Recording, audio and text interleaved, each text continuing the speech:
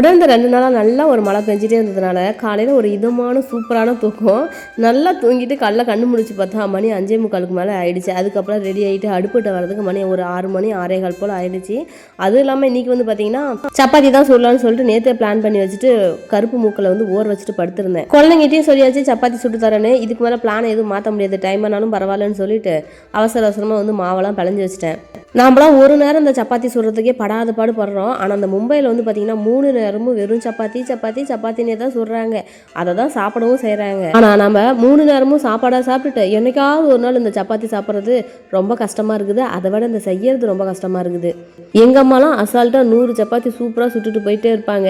ஆனால் அவங்க வயிற்றில் பிறந்த எனக்கு சப்பாத்தி செய்யணுன்னா ரொம்ப கஷ்டமாக இருக்குது. ஆனால் எப்படியோ கஷ்டப்பட்டு செஞ்சுட்டுனா கூட நான் ரொம்ப ஹார்டாக வரதில்லை. இப்போலாம் ரொம்ப சாஃப்டாக தான் சுடுறேன். மேரேஜ் ஆன புதுசெல்லாம் சப்பாத்தி எனக்கு சுடவே தெரியாதுங்க. கல்யாணம் பண்ணிட்டு வர வரலையுமே அந்த அளவுக்கு ஒன்றும் பெருசாக எதுவும் செய்ய தெரியாது. அதுக்கப்புறம் ஒவ்வொன்றா கற்றுக்கிட்டது தான். எங்கள் அம்மா எங்கள் அக்காலாம் சப்பாத்தி தேய்க்கும்போது பார்த்துருக்கேன். அவங்களாம் எங்கேயும் மூவ் ஆக மாட்டாங்க. ஆனால் அந்த சப்பாத்தி மாவு மட்டும் அங்கங்கே அப்படி நவுந்துட்டே போகும், கரெக்டாக ரவுண்ட் ஷேப்பில் வரும்.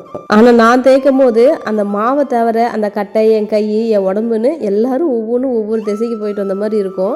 மாவு வந்து பார்த்திங்கன்னா கரெக்டாக ரவுண்ட் ஷேப்பில் அதிகமாக வரதில்லை. ஒரு பக்கம் மூக்கல்ல உருளைக்கிழங்குன்னு போட்டு சூப்பராக குருமா ரெடி பண்ணிவிட்டு இன்னொரு பக்கம் வந்து சப்பாத்தி தேய்க்க சப்பாத்தி அப்படியே சுட்டுக்கிட்டே இருந்தேன். அது என்னமோ தெரியல, இன்றைக்கின்னு பார்த்து பாத்திரம்லாம் ரொம்பவே சேர்ந்து போச்சு. அப்புறம் சாஃப்டாக சப்பாத்தி குருமாலாம் ரெடி பண்ணி ஜெய்குட்டி சாப்பிட வச்சு ஸ்கூல் அனுப்பிவிட்டு அந்த கேப்பில் வந்து பார்த்தீங்கன்னா இருந்த பாத்திரத்தெல்லாம் ஒன்று விடாமல் விளக்கி வச்சுட்டு குருமாவை ரெடி பண்ணி ஸ்கூல் அனுப்பி விட்டாச்சு. இந்த சப்பாத்தி சுடுறதுலாம் கஷ்டமே இல்லை, ரொம்ப ஈஸின்னு சொல்கிறவங்களாம் கமெண்ட் பண்ணுங்கள்.